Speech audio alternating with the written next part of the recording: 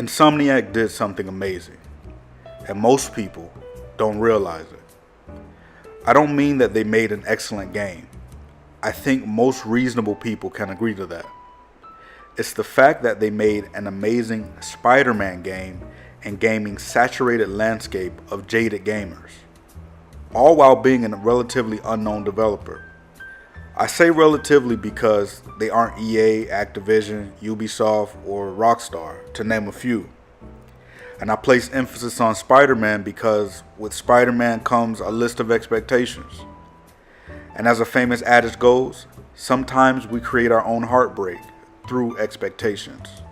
And though each of those things mentioned are commendable in their own right, I won't be focusing on them today. Nor will I be dissecting the trials of Spider-Man being Insomniac's first licensed game, or how they were able to masterfully infuse Spider-Man's lore from many different sources, such as the MCU, the Ultimate Universe, and even the Raimi films. Each and every one of those things are fascinating in their own right, and add to the greatness that is Spider-Man 2018. But what I want to key on in this video is the story, and specifically how that story made me feel. As I watched the final scenes of Marvel Spider-Man play out and felt my heart warm at its touching conclusion, it dawned on me that I'd actually cared. I was actually emotionally invested into this fictional story. But that isn't the amazing part, as many great games have done that. Mass Effect, Red Dead Redemption, God of War 2018, just to name a few. What's incredible about Spider-Man's story is that it's one we've seen before. Allow me to take a step back. I'm a fan of storytelling. I enjoy analyzing great tales from many sources, whether it be print or celluloid, and yeah, even games. And through the course of my life, I have consumed a great amount of fiction and fantasy. So when I say Spider-Man's story is nothing we haven't seen before, understand that it's not meant as an insult, but as a frame in which to place my amazement. There are no real surprises in Spider-Man's story. No unseen twists, no lovable character, no higher concept, no dream within a dream. We know Octavius will turn into Doc Ock. We know at some point in time Spider-Man will face some of his greatest villains. We know Aunt May will be in some sort of Pearl. And spoilers if you haven't finished the story, but we even know her eventual fate, as it has been seen before. Spider-Man is like a great scary movie. You know it's not real.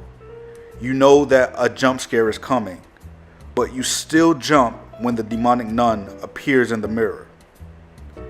In Spider-Man, you know Doc Ock's turn is coming, but it's subverted so long that you think, just for a moment, that maybe they're saving Doc Ock for part 2.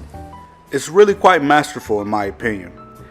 And this is not to say that it's the most brilliant of storytelling, but again, to take such a well-known IP and be able to tell a story that feels fresh and new and familiar all at once is a Herculean effort in today's culture. Today's gaming landscape is a rough one. Everyone's a critic. Everyone's got a phone or a camera and an opinion, including me. So when you create something and put it out to the world, it's going to be chewed up between rows of media outlets that are designed to find fault in anything and everything, and even digested in the stomachs of people who have never crafted anything from concept to reality in their whole lives. Some have criticized Spider-Man PS4 for following all the common tropes of modern video games.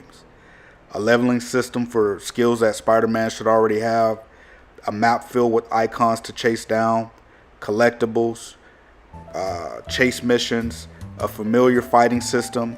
If you followed any of their reviews, then you probably know what all the gripes are.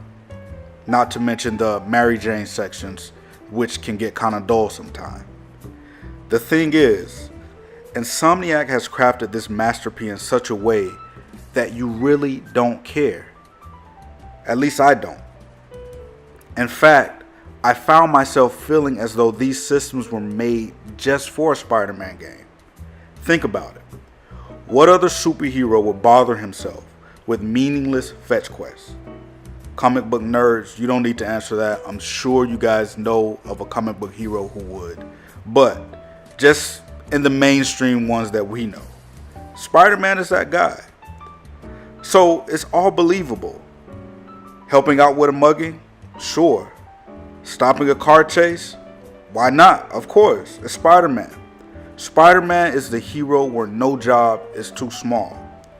In contrast to someone like Batman, who usually has a focused objective to accomplish.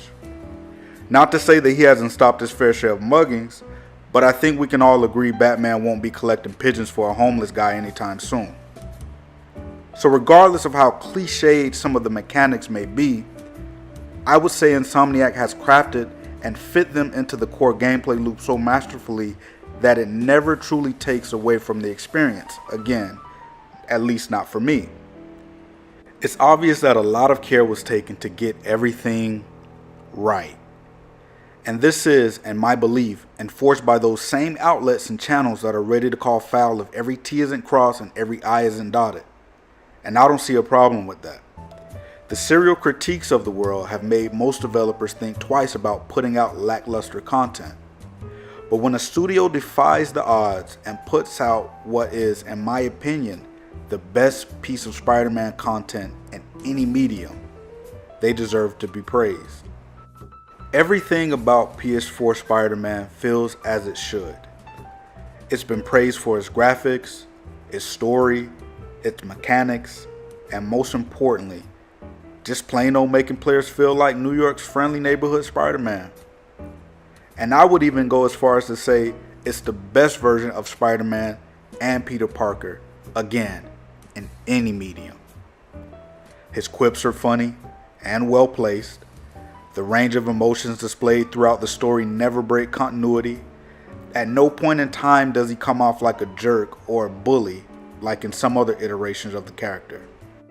You see, the thing is, if someone wanted to know about Spider-Man in one story, who he was, what he's about, his trials and tribulations, you'd be safe giving them this game as a resume of sorts. Sure, there's no Gwen Stacy or Green Goblin, or there's even no symbiote suit or Venom. But the core of what makes Spider-Man Spider-Man is all here. And to be able to present a well-crafted universe to an audience that may know the source material better than you is, well, it's amazing. What's going on, people? Darden here. You've made it to the end of the video, so I appreciate you watching all the way through. Now in this video I just wanted to give my overall thoughts about Spider-Man for the PS4 and its story and why I enjoyed it. Now later on this week I'll actually be going more into depth into why I believe this story worked despite having so many other, history rich and lore rich stories and characters to contend with, so if you are interested in that, make sure you stay subscribed and hit the notification bell so that you don't miss any of that. My aim is to do one of these opinionated pieces every Tuesday and Thursday. I'll try to get one out, my thoughts on, gaming. It could be something on Spider-Man, could be something on God of War. I have a lot of stuff written down. I just haven't gotten to actually editing it and putting it and uploading it. So stay tuned for that. Again, subscribe, hit the notification bell if you are interested in hearing any of that. Also, if this is your first time stopping by my channel, I just want to encourage you to subscribe.